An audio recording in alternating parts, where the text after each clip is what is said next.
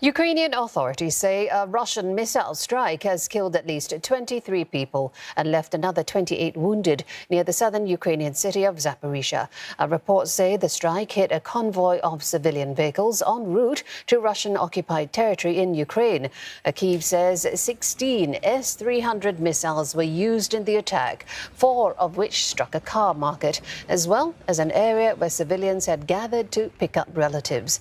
Images from the scenes show rows of crumpled cars and several corpses sprawled across the area. Ukrainian President Volodymyr Zelensky has slammed Russia for the attack, calling it a terrorist state. But the Kremlin has denied all responsibility, accusing Ukraine of what it calls a heinous provocation. И русском слове. Известно, что неоднократно строились планы интервенции в России. Well, let's go live to Stuart Smith. He joins us from Moscow.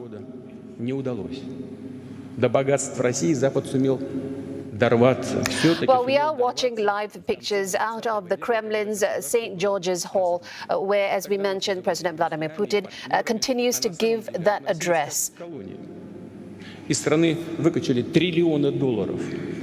Well, now we can indeed cut to Stuart Smith. He joins us live from Moscow. Stuart, the Kremlin says any attack on annexed territory will be an attack on Russia itself. What are the implications of that?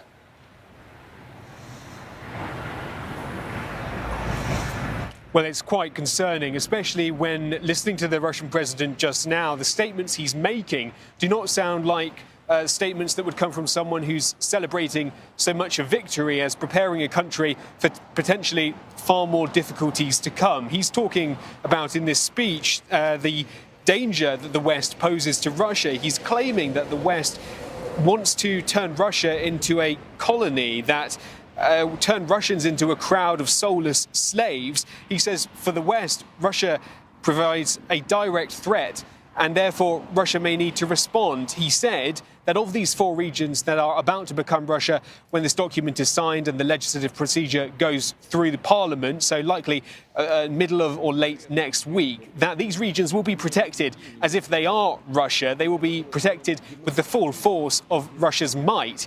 And in the context of these statements, where the West is being blamed for all manner of problems within Russia and for global issues, that is a concerning statement, because ultimately Russia is a nuclear power and it does, in its constitution, maintain the right to use nuclear weapons if its territory is threatened. And as of next week, its territory will include regions which are not even fully under the control of Russia's armed forces. And so what at that point happens, as one separatist official says, when the Ukrainian forces become perceived as terrorists in Russian territory? It's not clear what the answer will be from Russia, but from this speech, the president is no way backing down. And how are Russian citizens reacting to the annexation of these Ukrainian regions?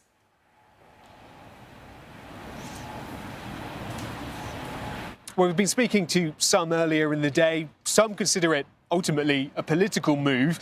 Others do completely believe that this is an opportunity for Russia to help what are ethnic Russians, they say, to fix a mistake of history, to fix what went wrong when the Soviet Union fell and the borders were erected effectively in the wrong place. And some recent polling, though, suggests there's massive concern in Russia at the same time, not necessarily due to the annexation of these regions, but also due to the conscription that's taking place simultaneously with these regions, as the president says, needing defending from enemies in the West and Ukraine. And so a recent poll from a semi-independent pollster here in Russia suggested social anxiety in the country had gone up in 1 week from 38% to 69%. That's the highest in years. At the same time, trust in authorities and the president has gone down, but the trust in the president not down as much as the authorities in general, which points to a common theme in Russia, that the president is often able to blame where mistakes happen the regional governors who are in charge of the conscription effort here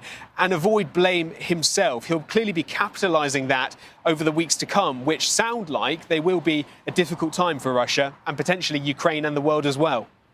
Thank you, Stuart. Stuart Smith reporting live from Moscow.